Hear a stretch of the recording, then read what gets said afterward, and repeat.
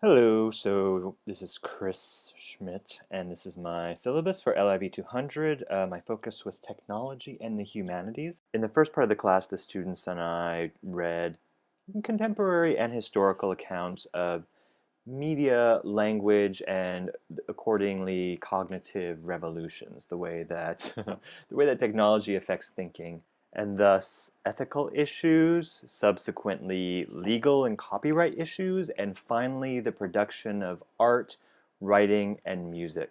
I then had the students respond to this in a blog post, and so in this blog post they exercised and practiced technological facilities. Then after the class, I also had the students do a literacy narrative in which they reflected on their own literacy process. So this is kind of, and this I had them do on the ePortfolio. Here you can see the student went through several drafts of it in response to my feedback to comment on these versions of the literacy narratives. I use this application, a kind of a toolbar that hovers over the essay called Scribble, and it allowed me to make a global comment, but then also individual comments.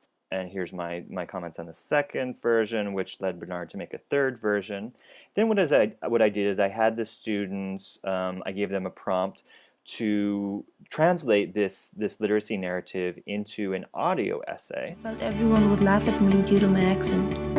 I always wondered if people would understand what I was trying to say, due to which I alienated myself from the Americans or those who spoke perfect English. And then I had them reflect on the process of translating it from one digital form, that's alphabetical text, into another, which is the audio text.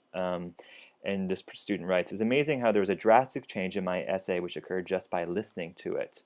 At times I feel I should have done this in my other classes as well, which would have brought up the grade." Rendering the text in an oral way taught the student to be even more reflective and more careful about the way they were positioning, he or she was positioning the writing. So just wanted to point out that I do give my students checklists to make sure that they're kind of hitting all the marks that they need to when they're completing their essays and their reflections. So this is another student's literacy narrative. Her name is Fahima Patwari.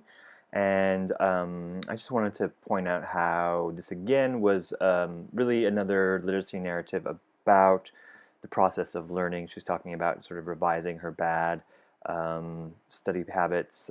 She writes, "I had started out with a bright future at Stuyvesant High School, but eventually my inadequacies and lackadaisical attitudes lead to poor results in all of her classes. Failed out. She ended up at LaGuardia."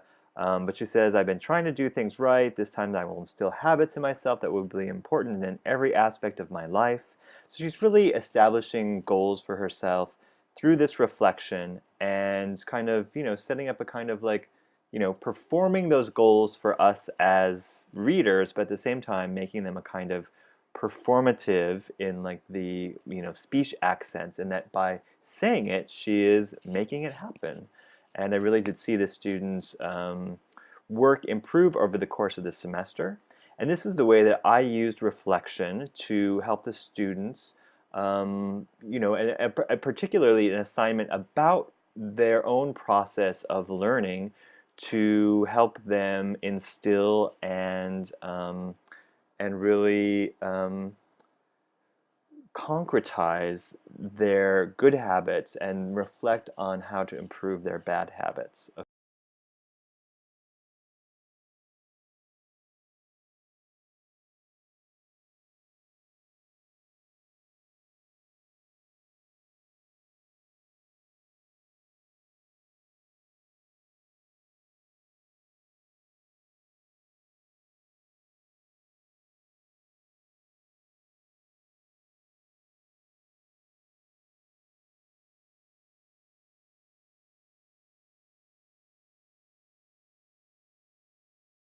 Okay. Then we moved on to the final unit of the class, which was the research essay. And we read a number of pieces by kind of conceptual writers and artists. And then I introduced to the class 5 definitions. And I gave them a kind of definition handout, an analytic, a way to kind of deal with these various artworks. And we really worked with this over the course of 4, maybe even 5 class sessions. First I introduced the different concepts to them with examples. And then I had the students gave them examples of artworks or pieces of writing and put them into groups and had them again write paragraphs sort of putting one of these artworks and matching it to a definition. I gave obviously the students an assignment, and this included a very staged assignment with a kind of bibliography outline, first draft, final draft, and then I also added this digital story element, which I was hoping, because so many of it was, so much of it was using artwork and then excerpts from writing, and so doing this in tandem with the essay itself to really help outline their essay and pick the pieces that they were going to use before they actually started writing the essay. In addition, I had them write a proposal, picking the artist that they were going to focus on and explaining what they were doing. And then I had them also pick quotes from the readings that we'd done in class that would speak to this artist's, practice of appropriation or, remix or whatever. I looked at several drafts. The students looked at drafts. I looked at drafts. We even looked at like how to write a proper title in class with like a title and then a subtitle that includes like the mention of the artist and the main argument. We did before that even we did a thesis workshop, and here's a thesis slam, and the students got into pairs and talked about their thesis, and we kind of did, I kind of revised them with them together in the class, and so they really eventually developed strong theses. Did a slideshow version, a real kind of like movie version of the essay for extra points. Okay, and she gives some biographical details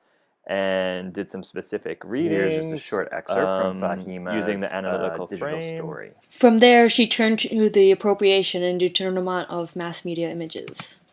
Using détournement, Barbara Kruger altered images from mid-century American print media, which originally symbolized a sexist, consumerist, and controlled society, to shift power away from our culturally instated institution and give it to the viewer.